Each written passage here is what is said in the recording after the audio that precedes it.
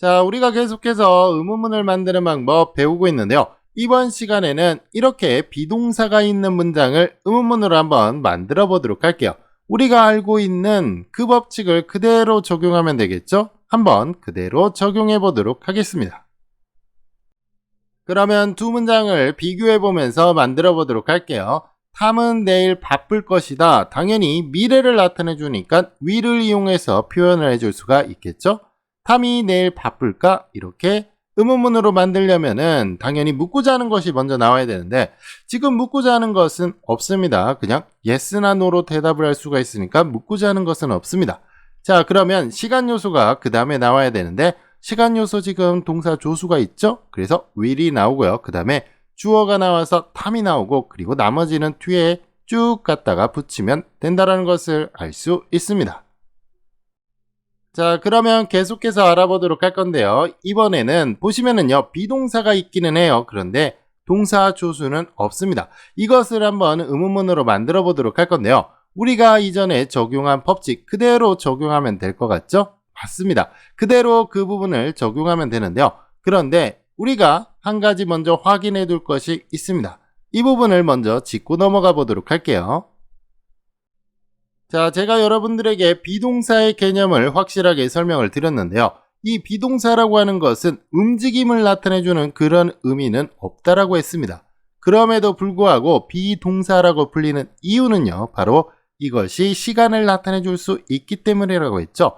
그렇기 때문에 비동사가 들어가는 위치는 보시면은 시간을 나타내주는 동사 조수의 자리와 동일하다라는 것을 알 수가 있는데요.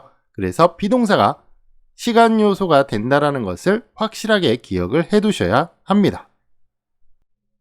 그러면 두 문장을 비교해 보면서 만들어 보도록 할게요. 탐은 오늘 바쁘다라는 표현은 바로 이렇게 비동사를 이용해서 나타내 줄 수가 있겠죠.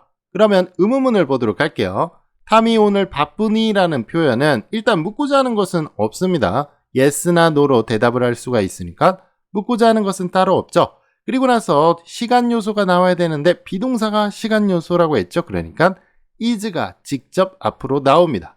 그리고 나서 주어는 탐이 나오고요. 나머지는 뒤에다 써주고 물음표를 붙여주면은 의문문이 완성이 됩니다. 그러면 우리가 오늘 배운 거 두 가지를 비교해 보면서 정리해 보도록 할게요. 지금 보시면은요, 비동사가 있는 문장에서 will과 같은 동사 조수가 있을 때는 당연히 시간 요소 자리에 동사 조수가 나타나면서 의문문이 만들어진다라고 할 수가 있겠죠. 이와 다르게 조수가 없을 때는 비동사라고 하는 것이 기본적으로 시간 요소이기 때문에 당연히 비동사가 이렇게 앞으로 시간 요소 자리에 나타나면서 의문문이 만들어진다라는 것을 알 수가 있겠죠.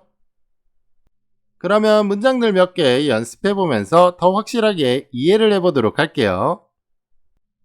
첫 번째 문장 보도록 할게요. 당신은 수영을 잘하나요? 이렇게 되어 있는데요. 일단 묻고자 하는 것은 따로 없습니다. yes나 no로 대답을 할 수가 있으니까 당연히 시간 요소가 먼저 나와야 되겠죠. 시간 요소는 지금 비동사니까 a가 먼저 나오고요. 그리고 주어는 당신이니까 당연히 you가 나와야 되겠죠. 그러면은 are you good? 이렇게 나오면은 당신은 능숙합니까? 라는 표현, 다시 말해서 잘합니까? 라는 표현으로 쓸 수가 있는데요.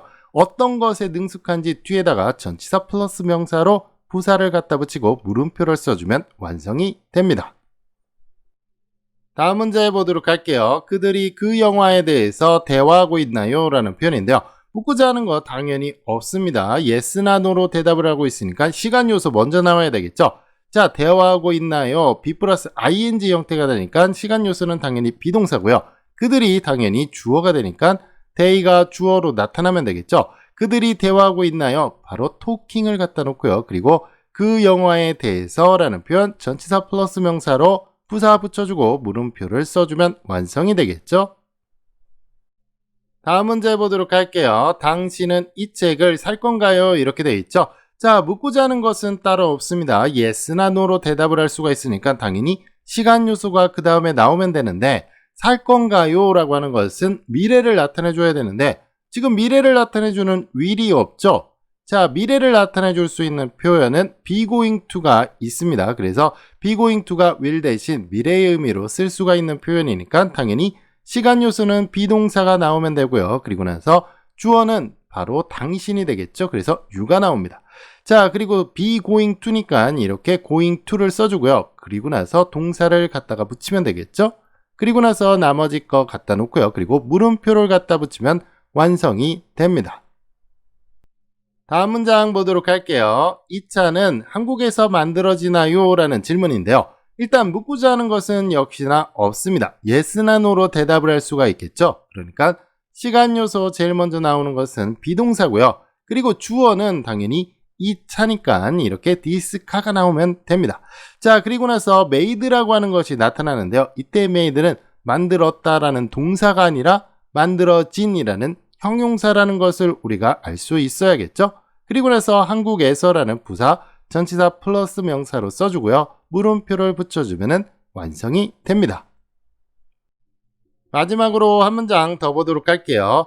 그녀가 축구에 관심이 있나요? 이렇게 되어 있는데요. 마찬가지로 묻고자 하는 것은 없고요. 시간 요소가 먼저 나와야 되겠죠. 그러니까 비동사가 먼저 나오고요. 그리고 나서 주어는 그녀니까 바로 she를 써주면 됩니다. 그리고 나서 interested라는 것이 형용사로 나타나면 되겠죠. 관심이 있는 이라는 형용사가 나타났고요. 축구회라고 하는 것은 전치사 플러스 명사로 부사로 붙여주고 그리고 물음표를 붙여주면 완성이 됩니다.